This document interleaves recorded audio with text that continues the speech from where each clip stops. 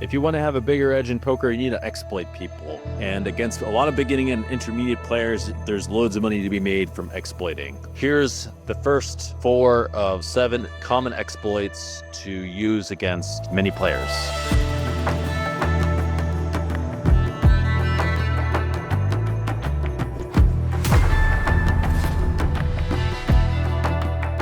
This is a bit of an introduction to looking at the whole picture of people's gameplay. It's a lot about exploitative poker. Obviously, it's exploits. A lot of these plays are just hard to deal with. And I find, as I said, I would start a lot with using them against players that probably aren't going to play very well back towards them. Most beginning players really just hemorrhage in these spots, especially if they have pretty weak game plans. It's not easy to defend, as I said, even for intermediates against some of these. But I'm going to start with one of my bread and butters from since who knows when. It just works like day and night, the delayed c-bet bluff. But there's a couple caveats to this thing. And I want to show some of the hero calling ranges, which, by the way, that's one of the things you guys should be looking out for when people are defending against these. You should be looking for extra traps. Also, it's a key thing. You want to be looking for, if people are calling the correct hands, that's most important, but the traps will be second, because that means now they have more hands they can hero call with. But yeah, against a lot of beginning players, they just bleed really hard against a lot of different lines, and the delay c-bet's one of them. I don't really know where all of you are at, but a lot of you guys don't take advantage of this as much as you could. This works really, really well in things like main events, etc. But took one example here. It's the big blind versus the button. We're on the button. This also works in a bunch of other different positions, such as whatever. I mean, obviously, you need to be really aggressive on early positions other than the button, because your range is quite strong, and it works small blind versus big blind. It works big blind versus small blind a lot. There's a lot of stuff people can do that they just don't even go for. Anyway, so we started with the Jack 8-4 flop, goes check on the flop. The turn's a 3, and the 3 is kind of code for any brick type card. It can be a 4, also it can be an 8-2. That's not ideal because people do trap Jack X quite a bit. It can be a lot of different things. So the overcards change things quite a bit because people do check a lot more traps to the overcards, but not so much on the 3. They like to bet their Jack X and not trap as much. But anyway, so I change what was pot size at GTO to a 2.16, about 35%. At first place, I don't think a lot of these guys defend enough versus this size. They're supposed to defend king queen offsuit for one thing. I don't buy that a lot of these guys are doing that. I think some guys do fold things like queen 9, etc. Apparently queen 9 is quite a clear check raise, which is pretty spicy. They're supposed to defend ace x offsuit also. Not all the guys are doing that. If they are doing that, you can ramp up to pot size, which is what the GTO solution is. And otherwise, it's pretty obvious to defend most pieces. But in my experience, this gets loads and loads of folds. So it also uses the GTO size for some reasons. There are reasons to use larger sizes, because they are supposed to have some spice against even the GTO size. They are supposed to check raise some bluffs and stuff, and apparently have the occasional 6-7. What? Okay, that's interesting. But the machine likes to bet about 3/4 pot, or 2/3 pot-ish. What is that? 7 into 10.5. And against this size, I am very confident that most people do not call enough. First of all, people don't have a lot of king 8 combos. It doesn't have that many, actually, to be fair. People definitely don't have some of these traps here sometimes. This is actually be a little suspect. I don't really expect people to have that. They're supposed to call ace 9, ace 10 sometimes. Some 9-4, a lot of pair X is supposed to mix in between there. The more intermediate players tend to call such things, or stronger players. But most of these guys are not Euro calling any of these kinds of hands. And it's just not happening for the size. And I find that you can really get away with this versus a lot of different players. I included a second example as well. So this next spot is one where the card's a bit different. It helps the big blind a bit more. I gave him a 9 on the turn, check on the flop again, instead of a 5, which he doesn't have a whole lot of two-pair straight combos. Well, there's no straights, instead of 3. The 5 is about the same. The big one's got a few more straight combinations, 2-pair or pair X type things, etc. So the button plays a bit differently against this. In the first place, it bets a little less frequently, And yeah, I tend to use the button size myself in the first place, and got some draws in there of sorts and whatever. And players tend to give more draws to you. The big blind is supposed to call still wider than what one might expect. I suspect that people do fold a lot more pair X than what the big blind calls. I'm not 100% confident about that. And I suspect most people overfold a little bit in this case. But the real test comes on the river, and it varies per player, I find, again, where we've got bet pot size, which I actually do use. Another thing to keep in mind, again, is their preflop ranges, because if they're wider in the first place, you can really hammer them more and bet larger and all the rivers and that kind of thing. So button's supposed to bet pot size. I find that you get hero called a lot more in this spot for some reason. I believe it's because people just give you way more draws or think you have 6-7 or 5-7 or whatever, 5-6. But most players probably aren't hero calling enough. 10-4 suited gets in there. 9x, of course. Doesn't like to check raise the pairs. 8-7, they got to call sometimes. 10-8. Queen 8, the idea is just that there's too many draws. Ace 10 sometimes. No one's folding king 9. I don't think people have quite this many traps. I don't think they have lots of ace jack in there. That'd be something I'd look out for to see if they have that. If they don't have that, I tend to hammer them a bit more. As most people don't have that. Like people call ace 3 too much, etc. Well, anyway, this is a general themed exploit that works really, really well against the lower stakes players, especially a lot of people that are new to poker. This is one of the go-tos that I give them, and it just totally prints money.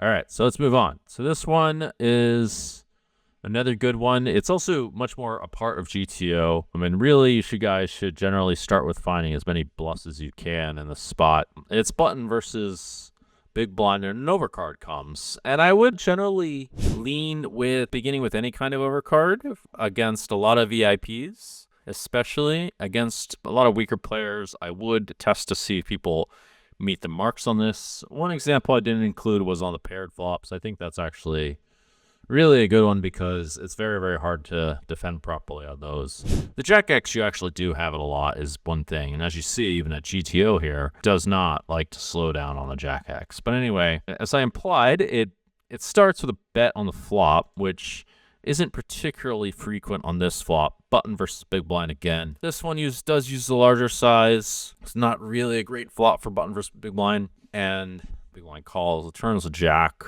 It's kind of old school stuff. Some runouts, it is actually overbet, but on this one, apparently a jack just benefits us too much, and we just use pot size.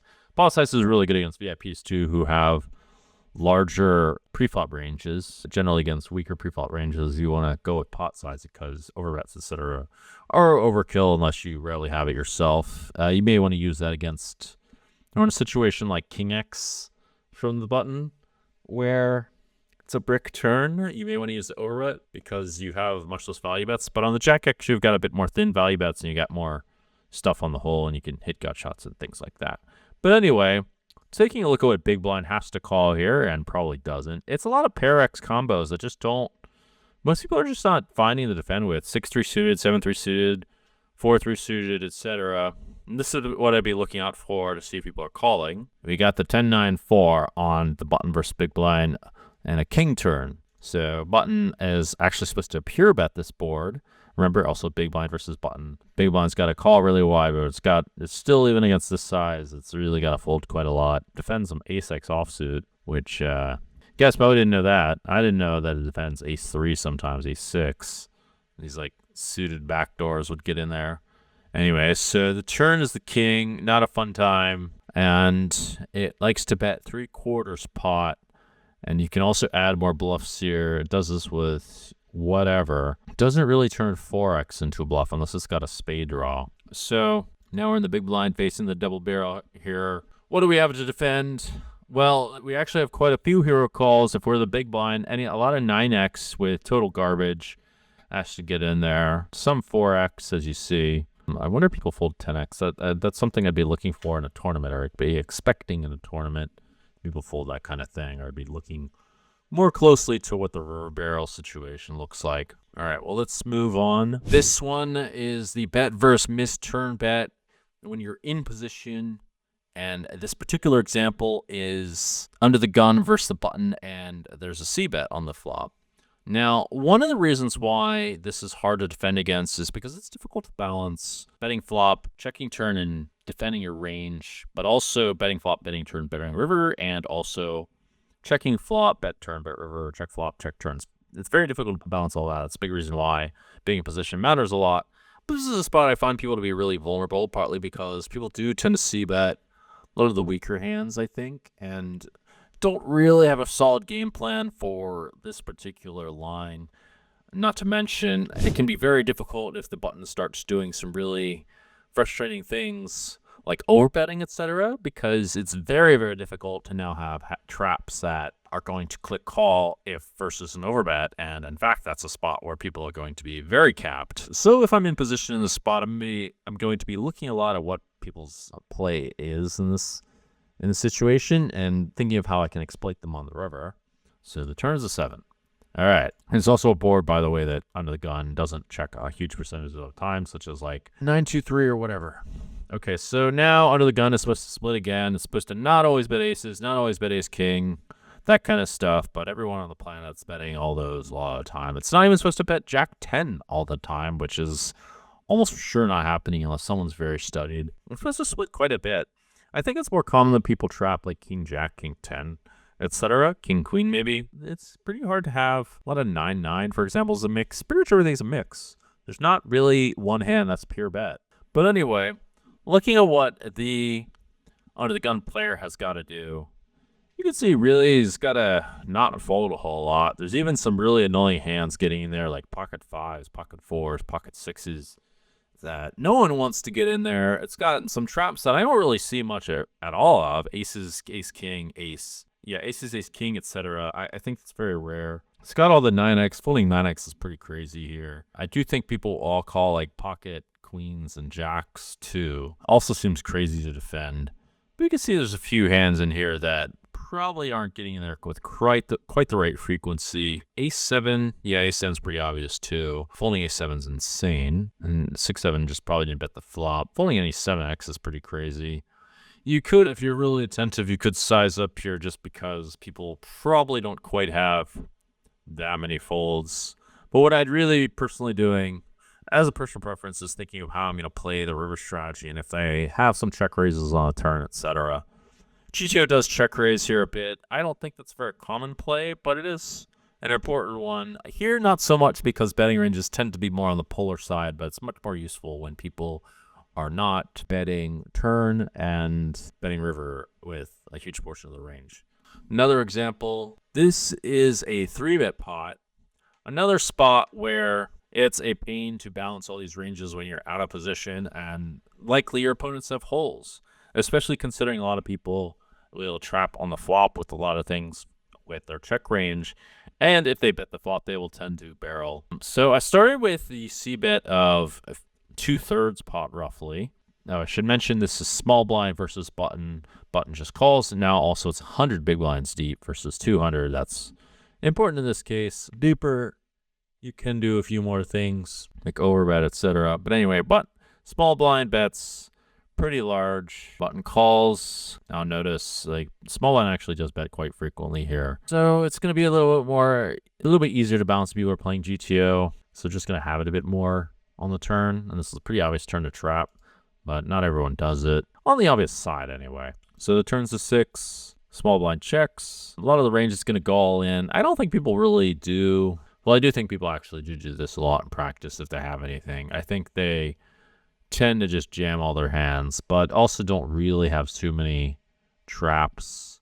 I don't think they have 10 out of hearts too much as a trap, although they probably should. If they did bet the flop with jack 9, they probably do check now. Yeah, people do have some jack X, etc. as traps. I don't know that it's at this frequency. Another thing, by the way, that I'd add here is that if you are in position, you really do want to put the pressure on, and on the turn for the most part, you don't want to have too many bluffs when getting to the river, because people are wildly more likely to fold the turn with something marginal or fold the turn with the follow-up than they are if it just gets to the river and it checks through for some reason. I think it's because there's a threat of the other bet. I find you get much more fold equity when you bet on the turn then when you go to the river and then bet. And there's a decent amount of people who aren't quite aggressive enough in that spot.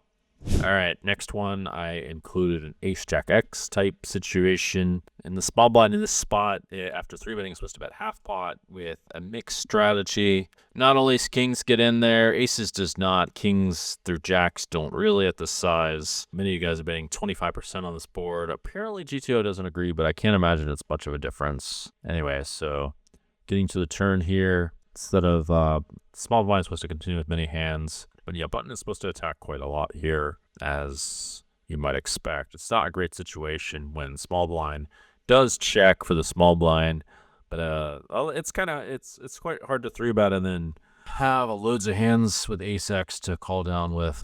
You can definitely have lots of queens, etc., but you don't want to like build a huge pot with queens. As far as things that shouldn't fold that do fold, a pair X that people don't have that people turn into bluffs. I think that there's some ace X that people will often just trap in the first place. I thought this was an interesting thing to look at as another example of the bet versed missed turn C bet. So yeah, very difficult spot to play against on the hole. So it's a common spot to attack against a large variety of players. This one, the follow-up isn't quite as important just because I don't think people really defend a lot of they really have that many kings, etc., or have so many things that they're going to call and then fold later on. I think that they do tend to have a bit more traps than usual. You do want to be a bit deeper, and I don't think people are folding an ace-x if they're going to take this kind of line with it.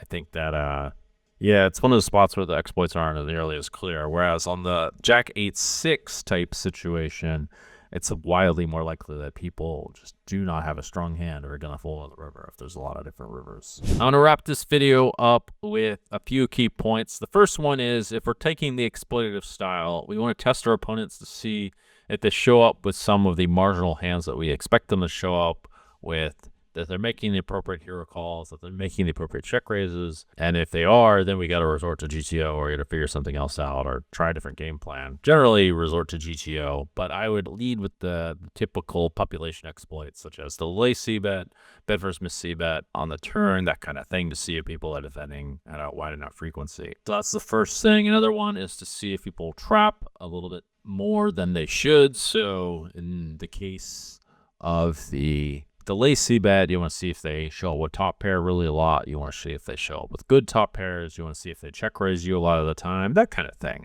In the case of the barrel, you want to pay attention to whether they check raise much at all, or if they just show up with sets a lot. If you have that sample anyway, or two pairs and don't check raise them, or they go for the turn check raise a lot. Generally, they do check raise such hands, so on the flop. And you want to see, again, if they have the right hero calls in such hands, if they have a lot of mid pairs that call, that kind of thing. And related to all this is to consider how the other lines that are affected by these exploit lines are played by the players, how their frequencies change given how they play this line. Obviously, GTO is the balance between aggression and the lack thereof in all these different spots, but it's really hard to be really balanced in all these spots.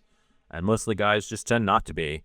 And the exploits lie where there's some sorts of inefficiency. You know, if I expect people to be trapping a lot on these spots, then probably their 3-bet and check flop, as an example, if they're trapping on the turn a lot in 3-bet pots, is often not very strong. Or if they're trapping a lot in delayed c-bet spots, then if they bet in that spot, they're very likely weak. And the whole thing is to watch closely which sorts of hands they show up with, to see if they're mixing those kinds of hands and to see if there's any kinds of holes versus the other situations that people have the opportunity to be disbalanced in, or have the opportunity to be exploited in. And that's really the summary of this lesson. The main takeaways being there absolutely are lots of population exploits, and when you look at GTO in its entirety and all these different situations, you always find that people just aren't doing a lot of things that they're supposed to be doing, especially beginning players, which they're definitely worth trying the exploitative strategies against. And let me know what your comments are, guys, below if you want to see something else, or if you like or dislike something that I'm doing. This has been Jungleman for GTO Wizard. See you guys later.